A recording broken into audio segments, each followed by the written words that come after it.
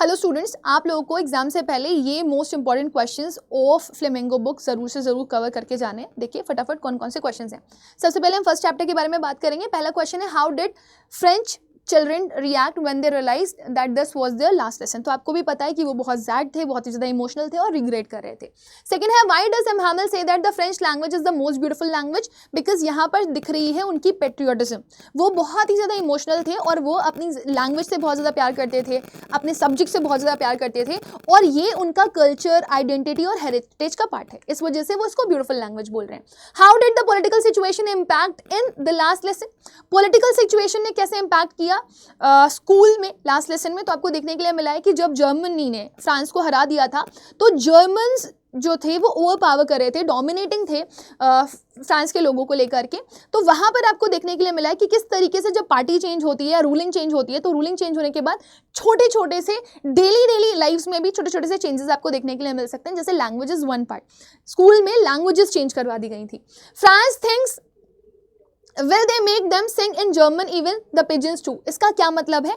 तो ये दिखाता है dominance of all the Germans कि किस तरीके से जब कोई कंट्री किसी दूसरी कंट्री को ओवरपावर करती है तो उनकी स्मॉल जो लाइफ की एस्पेक्ट्स होती हैं उसमें भी चेंजेस देखने के लिए मिलते हैं। सो आपको ये दिखाता है कि आपको न्यू रूल्स को फॉलो करना पड़ेगा, चाहे वो कोई भी हो, चाहे छोटी से छोटी चीज़ हो चाहे बड़े से बड़ी चीज़ हो, पूरी तरीके से बदल जाएगी। Discuss the theme of patriotism in the last lesson. तो वो आपको देखने के लिए मिला है in the tone of M Hamel. So आप दिखाओगे यहाँ पर patriotism is portrait as a deep love for one's language and culture. So it is shown with the help of language कि इंसान की लैंग्वेज, उसकी आइडेंटिटी, उसका कल्चर, उसका हेरिटेज होती है। How does M Hamel attitude towards teaching change in the story. पहले वो स्ट्रिक्ट थे, बाद में वो लीनियंट हो गए थे, तो ये आपको यहाँ पर बताना पड़ेगा। What is symbolic of the last lesson in the context of French culture. तो the last lesson symbolizes the end of French dominance. और अब रूलिंग किसकी होने वाली है? जर्मन लैंग्वेज की। तो मैं अगर आपसे यहाँ पे बोलूँ कि मोस्ट इंपॉर्टेंट अगर सिंबल के तौर पर क्या दिखाया गया, सिंबॉलिक क्या है, तो आप बताओगे the change of dominance, the change of power. How did M Hamel से farewell to his students and the people of the town. तो एम हैमिल ने बहुत ही सिंसियरली, सीरियसली पढ़ाया, पूरे अफेक्शन के साथ, जिस तरीके से वो अपनी फ्रेंच लैंग्वेज को रिस्पेक्ट करते थे, उन्होंने पूरे अच्छे से पढ़ा करके फिर लास्ट में एक स्पीच दी और थोड़े इमोशनल हो गए थे तो लास्ट में उन्होंने बोर्ड पर क्या लिख दिया था? विव ला France. Next, how was the scene different from the other days of the school. तो आपको पता है रोज शोर शराबा होता था, ओपनिंग और क्लोजिंग ऑफ बेंचेस देखने के लिए मिलते थे आपको, ठीक है ना। एम हैमिल की रूलर रैप हो रही होती थी और बच्चे बार बार लेसन्स रिपीट कर रहे होते थे, लेकिन आज शांति थी। लास्ट है, analyse the impact of last lesson on the protagonist. France के ऊपर क्या इम्पैक्ट पड़ा? तो आपको तो ये बहुत अच्छे से पता है कि फ्रांस बहुत ही इमोशनल हो गया था, वो रिग्रेट कर रहा था कि उसने अभी तक फ्रेंच लैंग्वेज का एफबी लर्न क्यों नहीं किया। नेक्स्ट आते हैं लॉ स्प्रिंग के ऊपर। लॉ स्प्रिंग में आपको पूछा गया, what are the major issues faced by rag pickers described in the story. तो ऑब्वियसली इनके पास पॉवर्टी है, लैक ऑफ एजुकेशन है, एक्सप्लॉयटेशन है और सबसे बड़ी चीज़ ये बहुत बुरी कंडीशंस में रहते हैं। Second, how does Sahib story illustrate the larger problem of child labour in India. तो आपको पता चलेगा साहिब की स्टोरी से कि बहुत सारे ऐसे बच्चे हैं जो काम नहीं करना चाहते हैं, चाइल्ड लेबर नहीं करना चाहते हैं और उन्हें ज़बरदस्ती करवाया जा रहा है, ठीक है ना। तो ये एक क्राइम है, आपको ये भी देखने को मिलेगा और ये काम इसलिए कर रहे हैं क्योंकि इन्हें अपनी फैमिली को सपोर्ट करना है, जिसकी वजह से बचपन में ही अपनी इनोसेंस खो देते हैं। Next is, what does the story suggest about the gap between rich and poor in the society. A big gap, a big contrast, है ना। कैसे आपको दिखाया जाएगा, जो रिच लोग हैं वो एक विशियस वेब क्रिएट कर रहे हैं और उस विशियस वेब में कौन फंस रहा है? ये गरीब लोग। तो आप बताओगे ब्यूरोक्रेट्स, ठीक है ना, मिडल मैन, लॉ मेकर्स, है ना, साहूकार, ये सब मिल करके इनको क्या कर रहे हैं? ऑप्रेस कर रहे हैं। Next is, what does the author bring out the theme of exploitation in the law spring। तो with the help of Mukesh story and Sahib Alam story आप ये बहुत अच्छे से हाईलाइट कर सकते हो कि यहाँ पे दिखाया गया कि वो लोग जो पावर में होते हैं वो किस तरीके से एडवांटेज लेते हैं इन लोगों का। Next, mention the hazards of working in the glass bangle making industry. तो आपको पता है डिंगी सेल्स होते हैं, ठीक है, वेंटिलेशन होता नहीं है, रोशनी होती नहीं है, जिसकी वजह से बड़े होते होते वो अंधे हो जाते हैं या तो उनको लंग्स डिजीजेज हो जाती हैं। Next, how does the author compare the lives of Sahib and the narrator. तो आपको बताना है कि किस तरह से कंपेयर करी गई है साहिब और नरेटर की लाइफ। तो बहुत कंट्रास्ट दिखाया गया है। साहिब की लाइफ बहुत ज़्यादा परेशानियों में है, ठीक है ना, वो एजुकेशन के लिए परेशान है, एजुकेशन उसको नहीं मिल पा रही है, लैक ऑफ एजुकेशन है, राइट। वेयर एज जो अनीस जंग है, शी इज़ टोटली एजुकेटेड, ठीक है ना, उनके पास ऑब्वियसली रिसोर्सेज हैं, इसके पास रिसोर्सेज नहीं है। What is the role of education in breaking the cycle of poverty as suggested in the story. तो ये हमें दिखाता है कि एजुकेशन एक ऐसी की होती है जो कि किसी भी साइकिल ऑफ पॉवर्टी को क्या कर सकती है, ब्रेक कर सकती है। ठीक है ना, चाहे वो साहिब हो चाहे वो मुकेश हो, अगर वो पढ़ लिख जाएंगे तो अपनी परिस्थितियों को समझेंगे, उन्हें पता होगा कि वो जो कर रहे हैं वो सही नहीं है। उसके अलावा वो पढ़ करके कैसे अपने कामों को और बेहतरीन कर सकते हैं और सही डायरेक्शन में वर्क कर सकते हैं। How does the author evoke sympathy for the poor children in the story. वो हार्श रियलिटीज़ बता रही हैं इनकी, ठीक है ना, कि उनकी वर्किंग कंडीशंस कितनी ज़्यादा ख़राब हैं। तो उससे साफ साफ पता चलता है कि वो इनके टूवर्ड्स सिंपथाइज भी हैं और वो ये बोल रही हैं कि मैं एक ऐसी पर्सन हूँ, मैं चाहते हुए भी इनकी मदद नहीं कर सकती because I don't have that much power. Last, how was Mukesh different from other bangle makers. आपको पता है इसके पास ड्रीम है, he has dare to dream. ये मोटर मैकेनिक बनना चाहता है, ये अपनी उस साइकिल से निकलना चाहता है जो बैंगल मेकिंग का एक हब बन चुका है ना, उससे बाहर निकलना चाहता है। ये अपनी फेट को एक्सेप्ट नहीं करता। What situation does the author offers for the problem of child labour. तो चाइल्ड लेबर के लिए इन्होंने किस तरह की सॉल्यूशंस ऑफर करी हैं। तो आपको पता है इन्होंने बोला कि एजुकेशन, अवेयरनेस और अपॉर्चुनिटीज़ अगर इन बच्चों को मिलेंगी तो ये सही डायरेक्शन में जा सकते हैं। थर्ड चैप्टर पे आएंगे, विलियम डगलस का चैप्टर है डीप वाटर। कह रहा है how did William Douglas overcome his fear of water. तो आपको पता है with determination, persistence and courage, है ना। उन्होंने इंस्ट्रक्टर भी हायर किया था लेसन स्विमिंग के लेने के लिए। Significance of incident at YMCA pool deep water क्या है, this was a turning point, है ना, जहाँ पर विलियम डगलस के अंदर एंजाइटी तो होती है बट उनके अंदर इसको आप बोल सकते हैं उनके अंदर यहाँ से फियर ऑफ वाटर डेवलप होता है और बाद में यही फियर ऑफ वाटर उन्हें मोटिवेट करता है कि उन्हें स्विमिंग करना कितना ज़्यादा ज़रूरी है। और फिर उन्हें ये लास्ट में सिखाता भी है कि fear is nothing else but a fear itself. Next, discuss the impact of incident in Douglas life. बहुत ज़्यादा डर गए थे वो, ठीक है ना, बहुत ज़्यादा घबरा गए थे, उन्हें बहुत एवर्जन हो गया था वाटर से, लेकिन लेटर ऑन लाइफ उन्होंने चैलेंजेस को ओवरकम करना भी सीख लिया। How does the author describe the feelings before and after drowning incident. तो बिफोर इंसिडेंट के बारे में बात करोगे तो डगलस कॉन्फिडेंट थे, लेकिन इंसिडेंट के बाद वो बहुत ही ज़्यादा घबरा गए थे, हेल्पलेस फील कर रहे थे और जब तक उन्होंने स्विमिंग लर्न नहीं करी तब तक वो डरे ही हुए रहे। What role the instructor play in helping Douglas overcome his fear. तो आपको पता है स्टेप बाय स्टेप उसने डगलस को अच्छा स्विमर बनाया। पुली की मदद से उनको वो टू एंड फ्रो मोशन करवाता था, फिर इनहेल एक्सहेल करवाया, फिर उसके बाद लास्ट में आपने देखा होगा क्या देखने के लिए मिला आपको, जल्दी, हाँ जी, स्टेप बाय स्टेप वो लेग मूवमेंट्स करवाए। Next, how does the incident at the pool effect the narrator's perception of fear. He was irrational, ठीक है ना, but is something that can be overcome through gradual exposure and persistence। उन्होंने ये देखा कि एक ऐसी चीज़ है जो बहुत थॉटलेस होकर के होती है। देखो ये जो इंसिडेंट है ये इसने डगलस को क्या सिखाया, इसने डगलस को सिखाया कि देखो फियर एक ऐसी चीज़ है जो बहुत अनथॉटफुल होती है, मतलब किसी को भी हो सकता है वो, लेकिन इसको ओवरकम किया जा सकता है। Discuss the theme of self reliance. Obviously ये स्टोरी हाईलाइट करती है आपको self reliance and overcomes his fear on his own. His struggle to learn swimming becomes a metaphor for overcoming personal limitations. पहले तो उनके अंदर डर आया, फिर उसके बाद उन्होंने उसको ओवरकम किया, जिसने उनको ये सिखाया कि देखो कुछ भी ऐसी चीज़ नहीं होती है जो डर जैसी होती है, डर सिर्फ स्टेट ऑफ माइंड है। How does the author convey the theme of overcoming fear. तो उन्होंने यहाँ पर बताया है अपनी जर्नी के थ्रू, है ना, किस तरीके से उनको एवर्जन ऑफ वाटर हुआ, कैसे वो डर में बदला और फिर उसको फिर उन्होंने ट्रायम्फ भी किया। तो वो आपको यहाँ पे हाईलाइट करना पड़ेगा। What is the role of environment in shaping Douglas fear. तो water symbolizes the unknown danger for Douglas, ठीक है ना, वाटर उनके लिए खतरे से बड़ी कोई चीज़ नहीं है और ये एक ट्रॉमेटिक एक्सपीरियंस भी उनको देकर के गया, ठीक है, इंटरनली उनको पूरी तरीके से इसने हिला डाला था। How does the narrative reflect the process of personal growth. तो पर्सनल ग्रोथ को उन्होंने इस तरह से डिफाइन किया है कि ही वॉज अर्लियर टेरिफाइड, ठीक है ना, फिर वो कॉन्फिडेंट स्विमर बन। सो ये आपको डिफाइन करना पड़ेगा। रैट ट्रैप चैप्टर में चलते हैं, सेल्मा लेगुलॉफ ने लिखा है ये chapter. Significance of rat trap in the story. Rat trap symbolises a trap of materialism. जैसे ट्रैप होता है उसमें चूहे फंसते हैं बेट चारे की वजह से, चीज़ों पोक की वजह से, वैसे ही दुनिया भी एक ट्रैप है जिसमें मटीरियलिस्टिक चीज़ें हैं और वहाँ पर लोग फंसते हैं। From where did the peddler get the idea of world being a rat trap. So peddler को ये आइडिया आया उसके खुद के लाइफ एक्सपीरियंसेस से। ओके, ऑब्वियसली ना उसको लोगों ने कभी हेल्प तो करी नहीं, है ना, वो लोगों को देखा भी है कि किस तरीके से वो घर, पैसा, दौलत, शोहरत बना रहे होते हैं, लेकिन फिर उसके बाद वो खुद ही ट्रैप में फंस जाते हैं। Theme of human kindness in the rat trap. So यहाँ पर थीम ऑफ काइंडनेस आप कैसे शो करोगे, लास्ट में आयरन मास्टर की डॉटर जो बहुत कंपैशनेट थी, रैट ट्रैप सेलर के साथ। What is the role of trapping idea in the story? तो ट्रैपिंग क्या दिखाता है? ग्रीड और सेल्फिशनेस। अगर आप लालची हो, अगर आपके अंदर सेल्फिशनेस है तो आप फंस जाओगे, अदरवाइज नहीं। How does the story portray the concept of redemption? अगर आप चाहो तो रिडेम्पशन पॉसिबल है। रिडेम्पशन होता क्या है? जब बोलते हैं ना रात का भूला अगर निकलता है और वो वापस सुबह घर को आता है तो उसे भूला नहीं कहते, है ना। तो रिडेम्पशन पोर्ट्रे किया गया है पेडलर के ट्रांसफॉर्मेशन से। जब उसको ढंग का ट्रीटमेंट मिलता है, कंपैशनेट और काइंड बिहेवियर, तो वो बदल जाता है। What is the role of materialism in the story? Materialism negative force दिखाया गया है जो कि आपको ट्रैप करता है, आपको ग्रीडी बनाता है, आपको सेल्फिश बनाता है ना। तो वो एक ट्रैप की तरह शो किया गया है यहाँ पे। How does the peddler character evolve through out the story?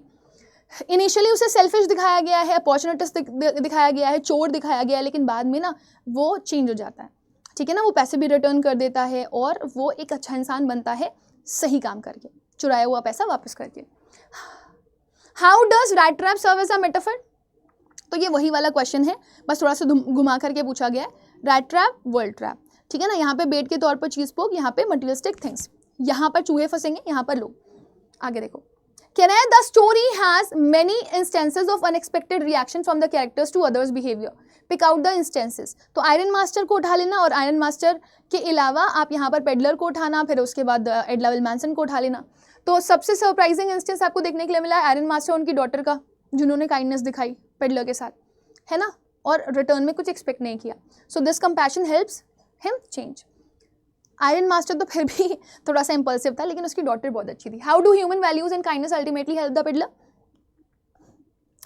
So human values and kindness help peddler by showing him that there is more to life than material gain. तो मतलब materialistic gain से ज़्यादा भी बहुत सारी चीज़ें होती हैं, और ये अगर आप ट्रांसफॉर्म हो जाते हो ना तो there will be a dignity in life, है ना। And with dignity and compassion अगर आपको कोई ट्रीट करता है तो आपकी लाइफ में चेंज पॉसिबल है। नेक्स्ट आएंगे chapter indigo by Louis Fischer. पहला question, discuss the role of Gandhi in the indigo movement. तो भाई ही लीड्स दिस रोल, ठीक है ना। तो लीडिंग रोल इनका रहा है। इन्होंने पीजेंट्स के लिए स्ट्रगल किया, ठीक है ना, और उनके रिप्रेजेंटेटिव बन करके एक कमिटी में बैठे और उनको जस्टिस दिलवाया, गिल्टी प्रूव करवा के ब्रिटिश लैंडलॉर्ड को। What was the condition of indigo farmers before intervened? Gandhi ji के इंटरवेंशन से पहले, मतलब गांधी जी के इंटरफेरेंस से पहले बहुत बुरी हालत थी। ऑप्रेस थे वो, ब्रिटिश लैंडलॉर्ड ज़बरदस्ती इनके ऊपर अत्याचार कर रहे थे, इनसे काम करवाते थे, और फिर जब इनको लगा सिंथेटिक इंडिगो मिल जाएगा इनको तो इनसे कंपनसेशन मुआवजा मांगने लगे। Next, how did Gandhi's leadership bring a change to indigo farmer life? Gandhi की लीडरशिप ने इन लोगों को एम्पावर किया, इनके अंदर का डर खत्म किया, ठीक है ना, और इनको ये बताया कि तुम खुद अपने राइट्स के लिए लड़ सकते हो। तो एक सेल्फ रिलायंस इंपॉर्टेंट पार्ट है। What were the challenges faced by Indigo farmers? They were exploited, है ना। ज़बरदस्ती इनसे क्या उगवाया जाता था? इंडिगो फूड क्रॉप, और उसके बाद उनसे कंपनसेशन भी मांगे जा रहे थे। How did the British planters react to Gandhi demands? Hesitant थे वो, रेजिस्टेंट भी बोलोगे वो। पहले वो सोच रहे थे 100% मांगेंगे, गांधी जी ने 50% बोला, उन्होंने बोला नहीं 25% ही दे पाएंगे, तो डेडलॉक खत्म किया गया और 25% पे बात खत्म हुई, ठीक है ना। Next, explain the possible reasons for Gandhi quick popularity among the peasants of Champaran. Gandhi ji का nature, approach of non violence, उनका फोकस जस्टिस के टूवर्ड्स, डिग्निटी, ठीक है ना, जो कि उन्होंने पीजेंट्स के टूवर्ड्स दिखाई, और सबसे बड़ी चीज़ वो बहुत एम्पथाइज थे और एक बहुत अच्छे लीडर थे। उन्होंने होप दिया, है ना, पावर दी लोगों को। How does the story illustrate the power of non violent protest? So देखो ना, व्हेन बैक्ड बाय यूनिटी, जब एक साथ अगर आप यूनिटी में आओगे, डिटर्मिनेशन होगा आपका, तो आप हर एक चैलेंज को ओवरकम कर सकते हो, ठीक है ना, चाहे कितना भी पावरफुल कोई क्यों ना हो। The peasants were themselves the most crucial agents in the success of Champaran civil disobedience. उनकी यूनिटी, उनका करेज सबसे इंपॉर्टेंट की रोल प्ले करता है ना। लास्ट में हाँ, गांधी जी लीडर ज़रूर थे, उनके कहने से या उनके नहीं कहने से they were acting, but at the end of the day अगर वो यूनाइट ना होते और एक साथ हिम्मत ना करते तो कर पाते नहीं। Why did Gandhi object to CF Andrews stay in Champaran? There was a reason. Gandhi ji नहीं चाहते थे कि कोई भी आउटसाइडर, ठीक है ना, उनकी स्ट्रगल ऑफ जस्टिस में पार्टिसिपेट करे। So he wants self reliance. What does the indigo story suggest about the relationship between British rulers and the Indian peasants? तो आप बोलोगे the indigo story reveals exploitative and oppressive relationship between British rulers and Indian. Oppress कौन हो रहा था? Sharecroppers. कौन कर रहा था? British landlord. So I hope this is quite clear to everybody. ठीक है ना, ब्रिटिशर्स ने स्पेशली एडवांटेज लिया था। पोएट्स एंड पैनकेक्स पे आते हैं। दिस इज रिटन बाय सुका मित्तल।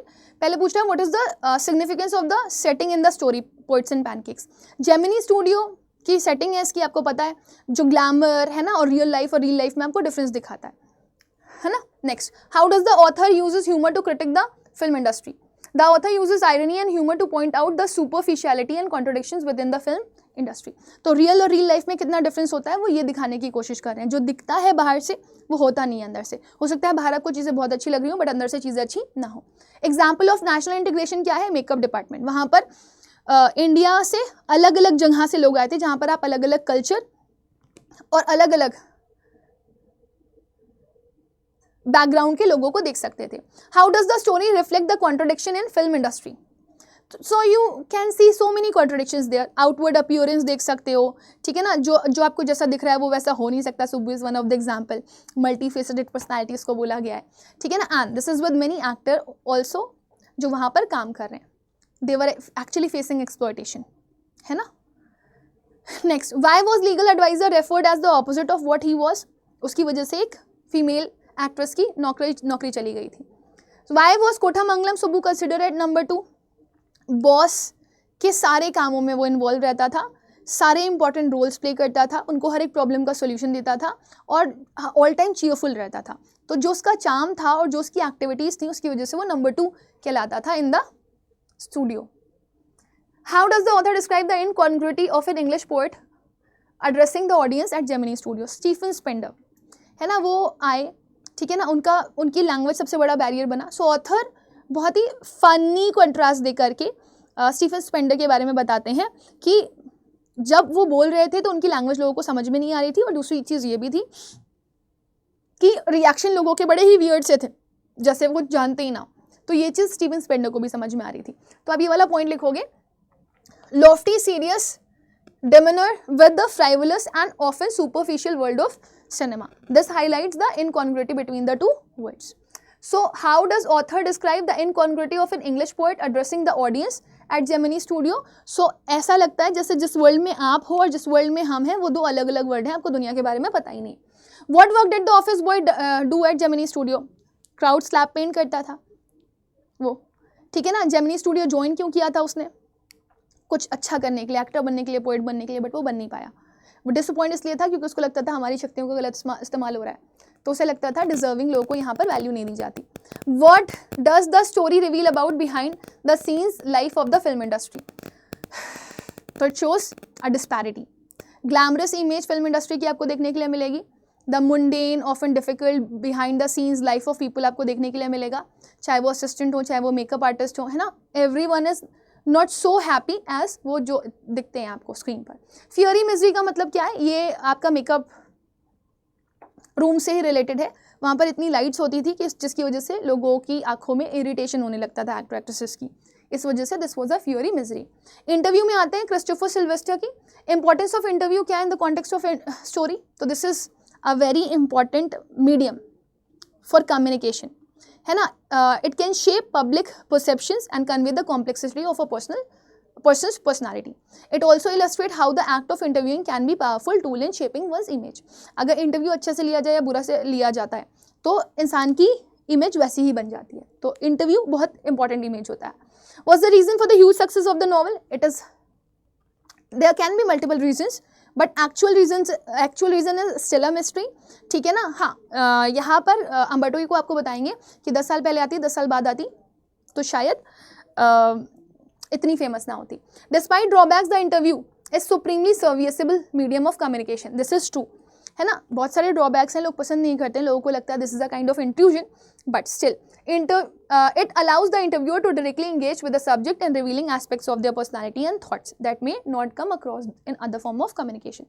एक क्वेश्चन पूछा, आपने आंसर दिया, वो मैक्सिमम लोगों तक आंसर पहुंच रहा है, so people will know about you. Discuss the irony present in the story.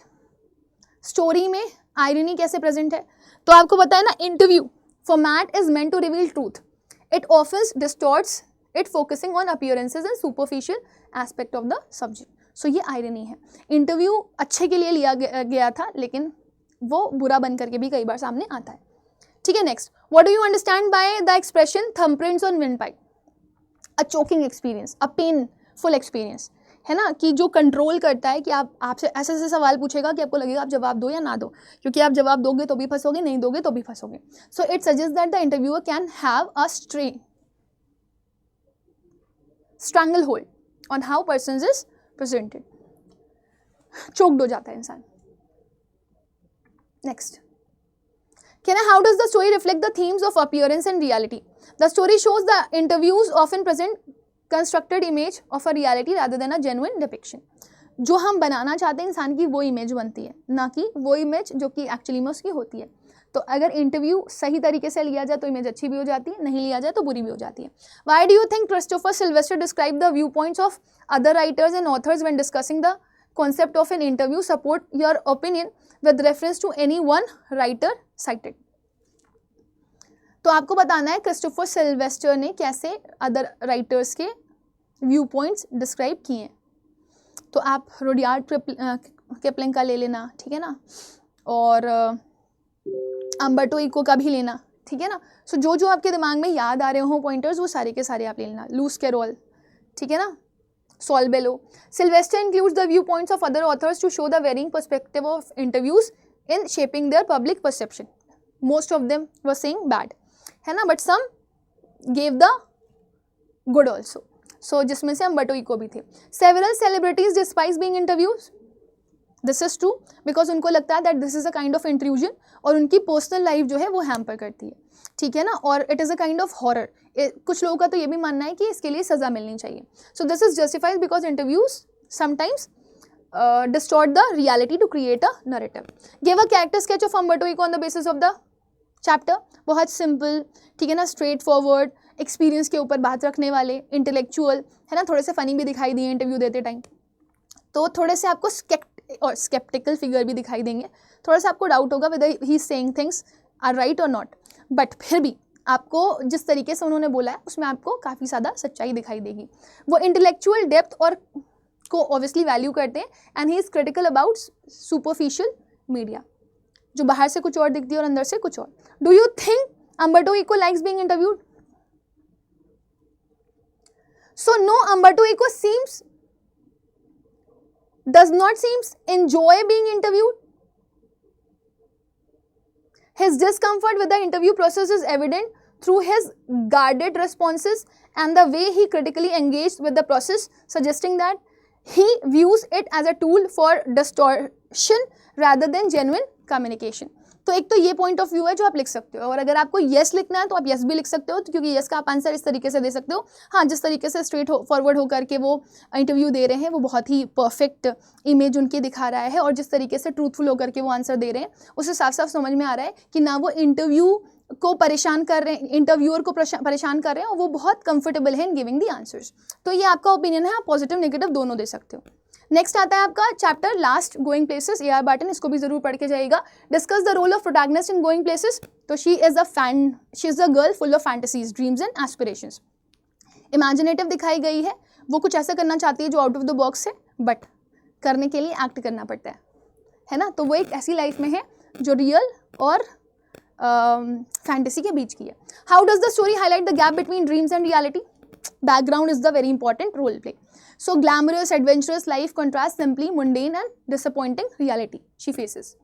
ठीक है ना। Next is what is the significance of setting in the story? तो सेटिंग कहाँ करी गई है? गरीब जगह पर करी गई है, ताकि दिखाया जाए कि जिस जगह पर आप रहते हो, ठीक है ना, उस जगह पर there is very मतलब there is a kind of impossibility कि आप अपनी रियल लाइफ तक पहुँच पाओ। फिर कहना है how does the story portray the aspiration of youth? Teen age में जब हम होते हैं तो हम हमेशा कुछ ना कुछ बड़ा ड्रीम करते हैं। However it also shows how these aspirations are often unfulfilled. Next अगर आप जाओगे 5th में, तो आपसे पूछा गया है how do protagonist day dream reflect her desires and disappointments? आपको पता है ना वो डेनी केसी वाला स्टेटमेंट, तो वो आप एग्जाम्पल के तौर पर लिख सकते हो। तो सोफी के ड्रीम्स रिफ्लेक्ट करते हैं उसकी longing for a better life, है ना। हालांकि उसके जो ड्रीम्स हैं that is a kind of disappointment as they remain just dream only, क्योंकि लास्ट में वो अनफुलफिल्ड ही रह जाते हैं because of a background, family background. How do, ठीक है ये तो हो गया. What is the central conflict in the story going places? तो central conflict है सोफी के dreams है ना, और the reality of her life. How does the character of the protagonist evolve over the course of story?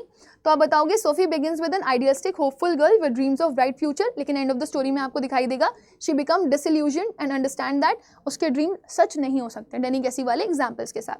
How does the story convey the theme of unfulfilled dreams? देखो यहाँ पर आप protagonist के dream दिखाओगे कि जो उसके ड्रीम्स थे वो पूरे नहीं हुए, है ना, उसकी इमेजिनेशन बहुत अच्छी थी, लेकिन उसकी लाइफ की जो प्रॉब्लम्स हैं वो उसकी लाइफ के ड्रीम्स को पूरा कभी होने नहीं देते. What role does the protagonist relationship with her friend show in the story? They are poles apart. एक डे ड्रीमर है, एक रियलिस्टिक है ना, एक अपने फैमिली बैकग्राउंड की स्थिति जानती है तो उसे पता है कि वो क्या कर सकती है क्या नहीं, और एक अपनी ड्रीम्स में ही रहती है, फैंटेसाइज करती रहती है. तो Jansie is grounded but Sophie is not. How does the story reflect the contrast between idealism and realism?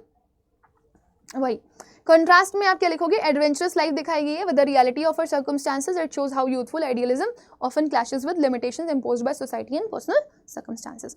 So with this my dear student, flamingo के जो चैप्टर के क्वेश्चंस थे मैंने सारे के सारे इंपॉर्टेंट करवा दिए आप लोगों को. हर चैप्टर का 10 इंपॉर्टेंट क्वेश्चन है बेटा, ये पढ़ करके जरूर जाना. And I am pretty sure about this कि आपका पेपर अच्छा होगा. All the best. और मुझे after the video comment section में ये जरूर बता देना कि अच्छे से आपने पूरी वीडियो देख ली कि नहीं.